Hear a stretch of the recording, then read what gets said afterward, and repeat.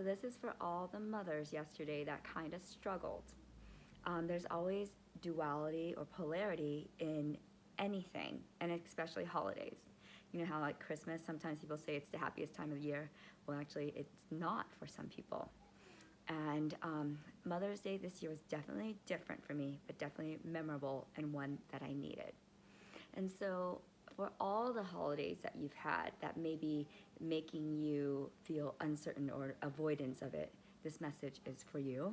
And so that you can reclaim that and then transform it and then be able to celebrate whatever it is that you want to celebrate. And if you don't want to celebrate, that's okay too. Because in grief and sorrow and sadness, there's transformation. It's the biggest transformer. So, this Mother's Day, I had plans. I always have plans. And it didn't go as planned because Bella has been going through probably like a good 2 weeks of this hypersensitivity, in which I have really researched where she has some form of sensory processing disorder. So she's got this bathroom situation where she has the urgency to go, but then she doesn't. And then if she goes, it's very little and it takes her a long time. She panics. We have a whole episode breakdown with it. And this has happened more so progressively this last 2 weeks. In the very beginning, it was very light. So Saturday night, that was the case. She was super tired. She was falling asleep at the toilet, crying hysterically for an hour and a half. We didn't go to bed till like 10:30. And so I researched UTIs, and all these things. And then I wake up at 4 o'clock in the morning, hyper vigilant that I've got to clean everything. How many of you are like that? Like when things are dirty, you just have to clean, sanitize everything? That was me, in a rage, 4 a.m. in the morning, cleaning. And of course, then I get out my baking soda, my thieves, like all my essential oils, mix this batch up, and like just sanitize the hell out of my place. Mad woman, like Tasmanian devil, from 4 to 6 o'clock in the morning. And then she was dead tired because of the night before, but then she wakes up, it's like the repeat of everything. And I know they have to go to urgent care. They open at 8. So the morning was a little bit chaotic with that. Rerouted everything. We went to urgent care. She's fine, thank God, because that's a whole nother thing, right? And she also had some things where it could be like an ear infection. They tested everything. She's fine. And now what? She's just hypersensitive. We're able to go to church though. And then we get home and then I just am exhausted. And I have mental breakdowns and just crying bouts. Just out of nowhere, crying in front of her. And I could feel all of these things, and I could feel things in my back. So I know that it's also like things clearing in the back, because when you have pain in the back, it normally means something from the past or lineage stuff, but it's something in the past. So I felt a lot of that there, and I was just exhausted. And then I would like lash out on her, and then I would say like just mean things. I just didn't know where it came from. And I knew though I just needed to sleep. I just needed to sleep. But thank goodness, like she was so good where she played by herself and allowed me to. And then when I woke up, because she woke me up, she said, I'm bored of playing by myself now. And so I asked her if she wanted to take a bath together, because I knew that I had to release it in the bath. And I release a lot of things in water. I tap it out in water and I surrender all control, and let it purify me and wash me. So I took a bath, but she didn't want to. And then she asked me if she can help bathe me, to take care of me. And it was so sweet. And so at first I resisted it, but then I let her. And it was like, I don't know where she came out of, like in her body, but she just did things that was like another being type thing, or maybe she learned it. I don't know. That's what I felt though. So then I really had to feel into it, and I was still crying, just crying. She's like, Mommy, why are you crying? Cuddles. Then I asked her if we wanted to go for a walk, because I knew that I had to get out, but I knew I had to stay in the emotion. Because with Pema children's meditations and Tonglen, there are times when you want to remove and clear, but then there are times you just want to stay in it so it could come out. So I knew I had to stay, but then I had to get out.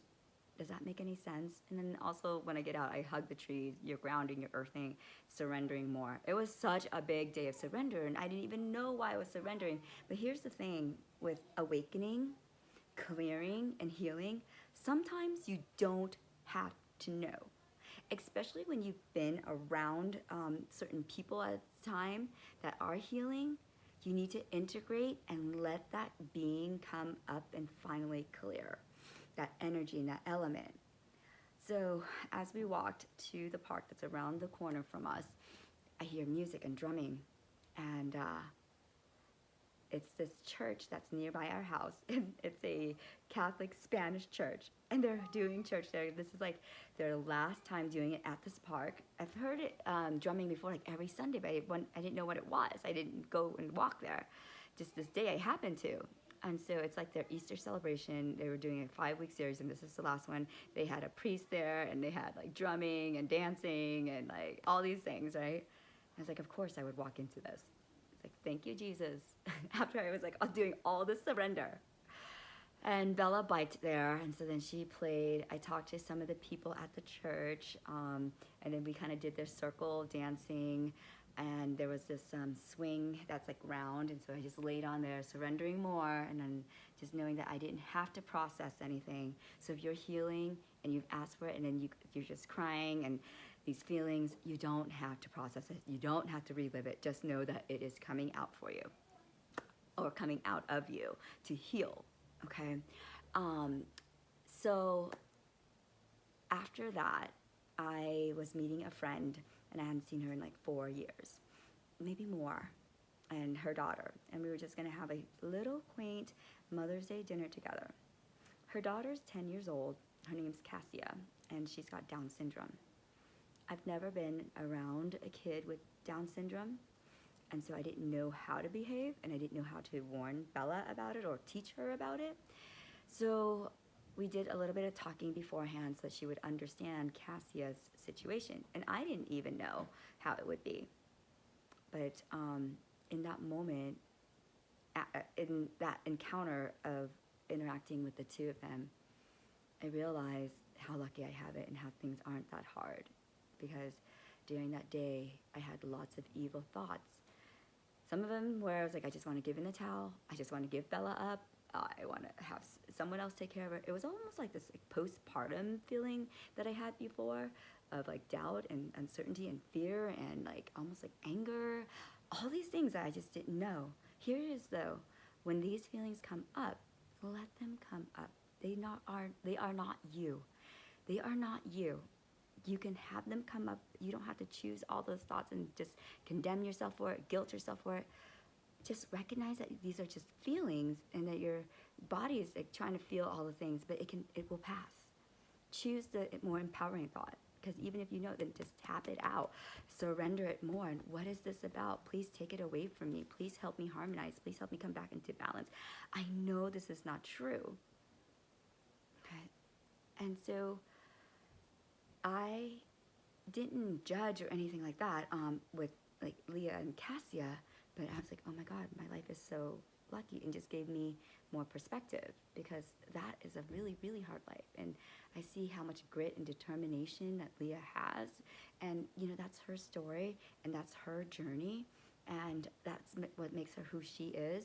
So but in that moment, I got my perspective back, and that's exactly what I needed to reclaim my life and reclaim myself and reclaim my daughter and reclaim my spirit, and also help Leah reclaim hers and support her.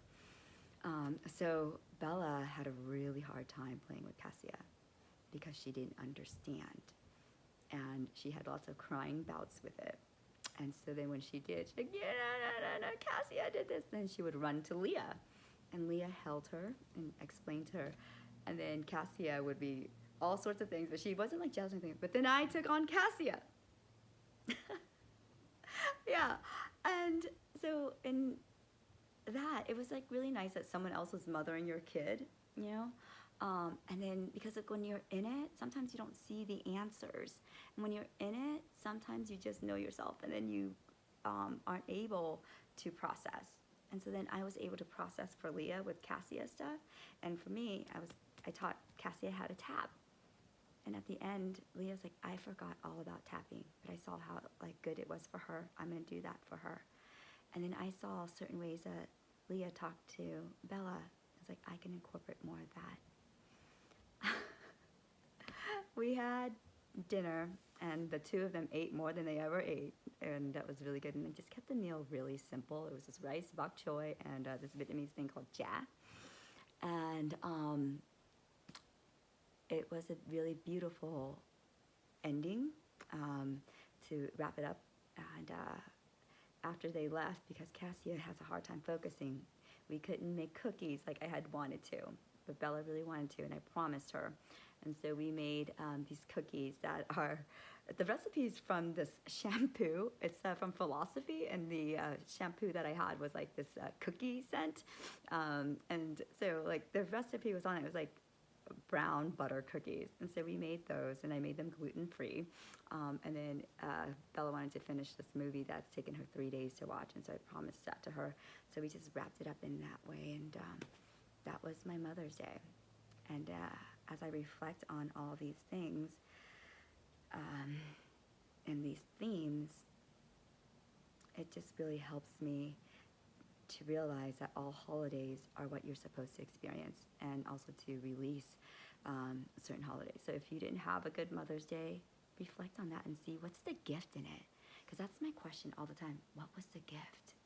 And I got like a list of 20 gifts here, despite like the things that I didn't want to. And what I did was I surrendered up. I surrendered up. I surrendered it all. And so right now, if you're having a hard time, ask yourself, what is the gift? What's the meaning that you're attaching to it? What's the expectation? Perhaps you're supposed to experience something else new. And perhaps that this is your chance to thrive and grow and transform and be a gift for someone else as well. But look for those opportunities. All these things that are happening that aren't going as you're planned, they are opportunities for you to thrive and grow. Bella grew too, because now she's experienced someone with a mental handicap, and for me to explain that to her, these things unfolding for her life. And right now she's going through a sensory processing area in her life, and so it's also intense for her, and how to have her sort out her emotions and her sensors and her feelings and how to deal with them, because I ask her, what do you think we should do? And so it's helping her with her problem solving. And perhaps that's for us too, to take back like our childhood and rewrite the script, because everything from your childhood transfers to how you perceive things now, but you can undo it. This is the time to undo it. This is the year to undo it. All of the obstacles are opportunities. So may you be free, may you find peace, may you have grace and courage, and may you look back now and transform all of those things and know that you needed it, and that it was there for you, and you wouldn't change it any other way, because it made you who you are today, the kind person you are today, and the person you want to choose to be into the future.